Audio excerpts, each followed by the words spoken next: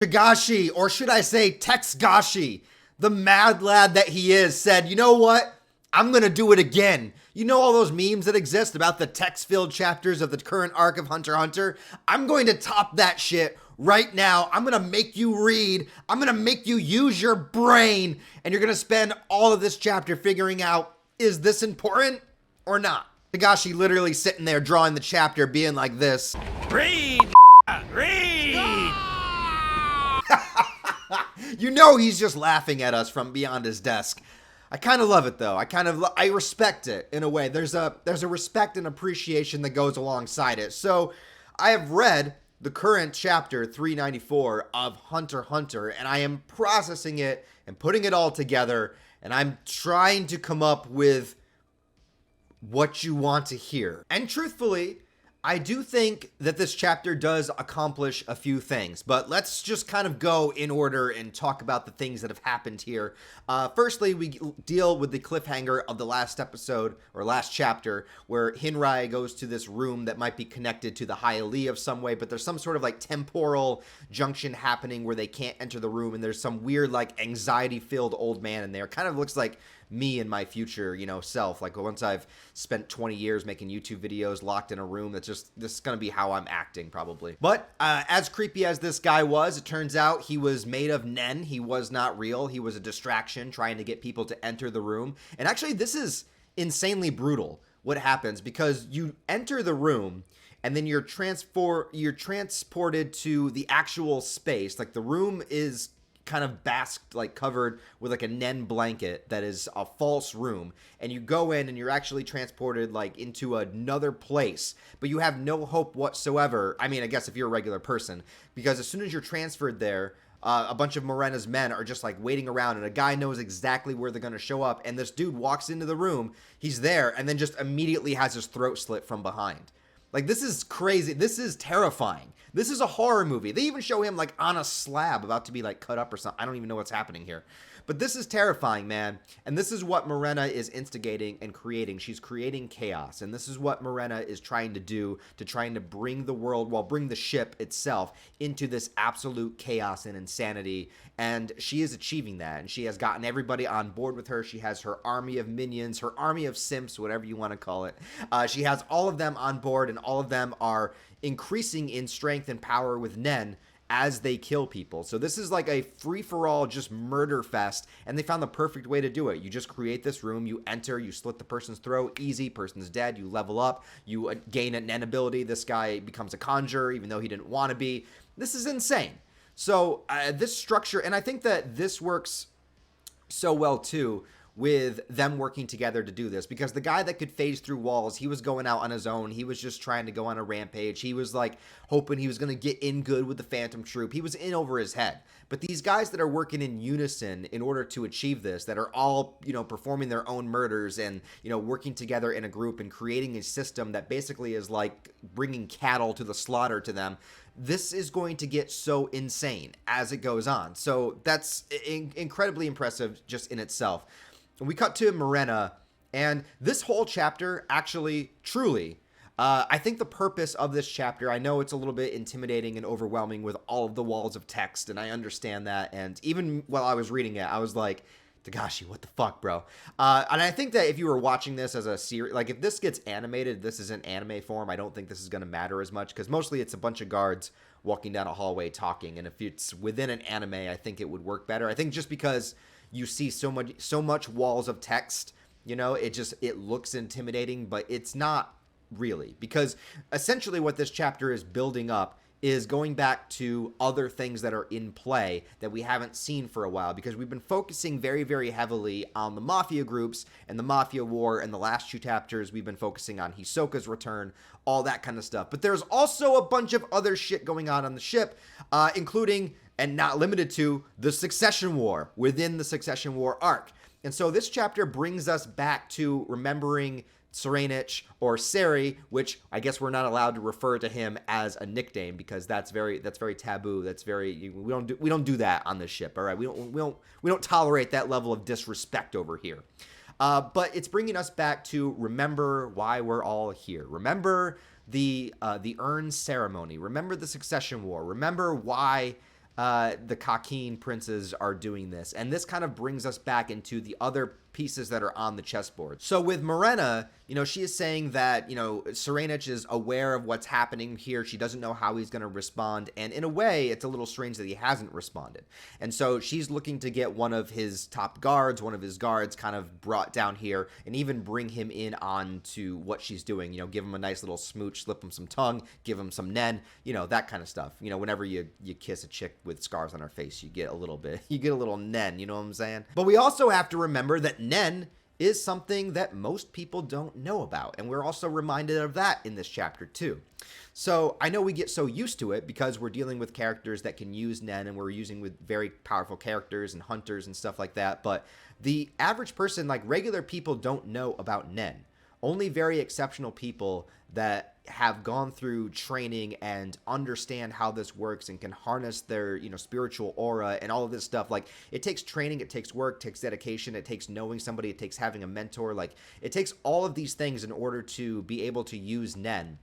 And it's something that most people don't know about and most people don't talk about, and it's just kind of unheard of. People use regular weapons. We have a bunch of guards with automatic weapons walking around the ship, and those are people that are there for people's security. We don't have nen users, all right? But we do have the Zodiacs, which are also here, which we're reminded of in this chapter.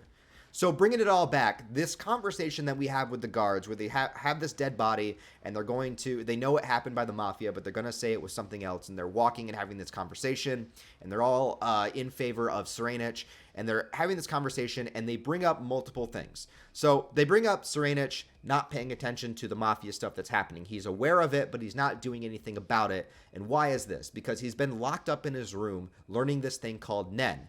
And these people don't know what nen is. They know it's a weapon of some sort, something you can use to attack, something that's powerful, but they don't understand what nen is. So they're trying to talk about it, but they're talking around it because they don't really know what it is. And what's really important is how this builds up Tserriednich again, because we haven't seen him in a while. And I think that TEXTgashi thought it was important to remind us just how dangerous this character is, because they talk about how when he was learning about weapons and that when he was younger, he basically stayed locked up in his room trying to disassemble and reassemble guns as good as he can. By the way, this also confirms that Tserriednich is an expert gun user. So if he's ever in a situation where he needs to use weapons, guns have been in play in this arc more than they ever have been in HunterXHunter before. So just saying, we might have some John Wick Tserriednich going on later. But he's an expert with guns. But the reason that he's an expert is because he literally doesn't do anything else. When he becomes obsessed with something, when he is truly, fully devoted to something, he makes sure that he becomes a master of it. And this is why Tserriednich is so scary, because he is not chaotic like Morena is. Even though he's in contact with Morena, he's not like her. He's very meticulous. He's very structured, all right? He's not about the chaos in that kind of way. He might create chaos himself, but it's a controlled chaos that he is 1000% at the helm of, right? So to see the kind of level of dedication that he would put into of learning guns, and even he killed somebody because they thought they could do it better than him, I think. Let me double check what they said. Okay, so basically it was just they were having an argument during his training, but that's essentially it. He won't allow himself to become unfocused with what he's doing, and that's how he becomes so proficient. That's how he becomes such a master at things, is because he has a one-track, full-focused mind. The guy is smart. The guy is intelligent. He might be a psychopathic murderer, but he is probably the smartest person on this ship. And that's what makes him terrifying. So that's what they're talking about. And they're talking about him not responding to the mafia stuff because he is so focused with learning nen and with his bodyguard Theta that is right next to him, who is terrified. And they've noticed a change in her too. So this is a gossip chapter, but it's a chapter that's giving us information as it's doing stuff and reminding us of things. It also reminds us of the Zodiacs. So they talk about how if the Zodiacs know what's going on here, they know that they're powerful. They know that they have nen, whatever nen is, and they know that they could probably just come down here and destroy all of this in one fell swoop if they want to. So it's important for the Zodiacs to not know what is happening here behind the scenes. So all of this is coming back into play because we haven't seen the Zodiacs in a long time. We haven't seen Tserriednich in a long time. We haven't been in the Succession War in a few chapters. So it's reminding us of all the other pieces that are kind of in play right now. but it's doing it in a way where characters are having a casual conversation. So instead of just doing the Chimera Ant arc where there's a narrator just explaining everything, instead TEXTgashi is giving us the information through characters having a conversation. And towards the end of this chapter, these guards that are sort of in good with Tserriednich, they want to be able to help him. They want to be on top of things. And so they even consider hooking up with the Cha-R and CU mafia groups to go against the High-Ali. So the High-Ali mafia was the one that was connected with Tserriednich, but now it's completely detached. So the High-Ali is causing chaos. They are doing their own thing. Morena is just like, fuck this, fuck everything, fuck humanity. Let's destroy it all. Let's burn it down to the ground. So her benefactor is Tserriednich, who is over here, locked in a room with Theta, learning Nen, being able to see into the future, all this shit, and he's super focused. He's like, I'm not going to mess around with anything. I am here. I'm meditating. I'm focusing. I'm going to master Nen, which is terrifying. So he's there. His guards are like, we don't know what to do about this, so maybe we should hook up with the Cha-R and CU. We don't know what Nen is. We're assuming that Morena is a Nen user,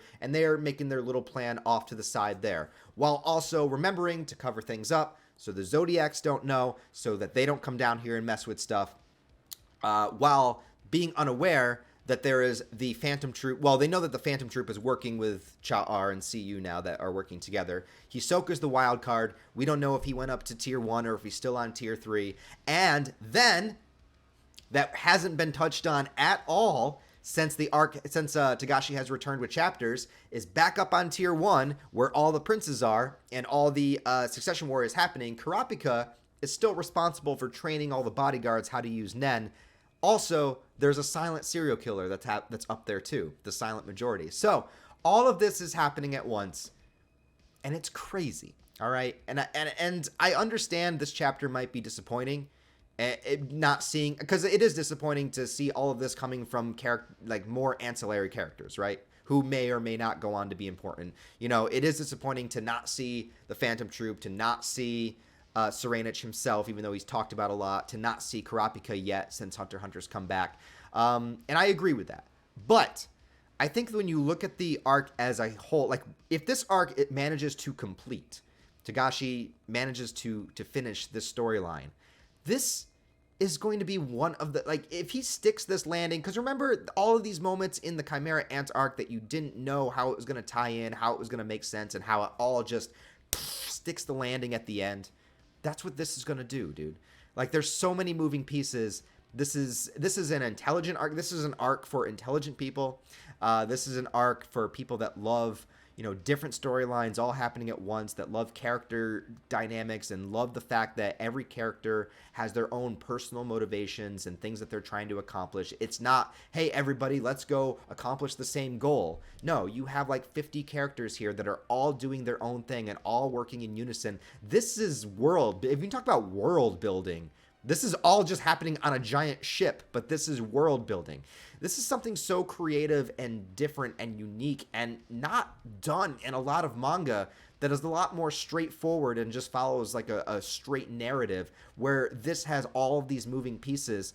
And I don't know what TEXTgashi's planning to do with it, but the fact that he can make any piece fall into any other situation that he wants to, it leaves like the options so open that I just love the idea that anything can happen here, and anything really can happen. Now, if we got like 4 chapters like this in a row, I would be like a little bit disappointed. I'd be like, come on, TEXTgashi, let's get to the point. But I think we need a chapter like this every once in a while to just remind us of how much is at play. Anyways, guys, let me know what you think of this chapter down below if you have read it. If you took the 3 hours to read it, let me know what you think about it down below. Let me know what you think is coming next. And I appreciate you guys watching, man. Thank you guys so much. I still have the copyright strike on the one HunterXHunter video, so hopefully it'll come back soon. But other than that, I appreciate you guys watching all the other ones I've been putting out. I love this series to death. I love reviewing it, so I'm going to keep doing it. So let me know if you guys like this video. Give it a thumbs up if you enjoyed it. Maybe if I explained some things to you guys. Let me know in the comments what you think about what's going on right now. And please, if you would like, subscribe to the channel, because I am trying to hit 100,000 subscribers by the end of the year. So I'd really appreciate it if you helped me get there. Other than that, guys, thanks for watching. I'll talk to you next time.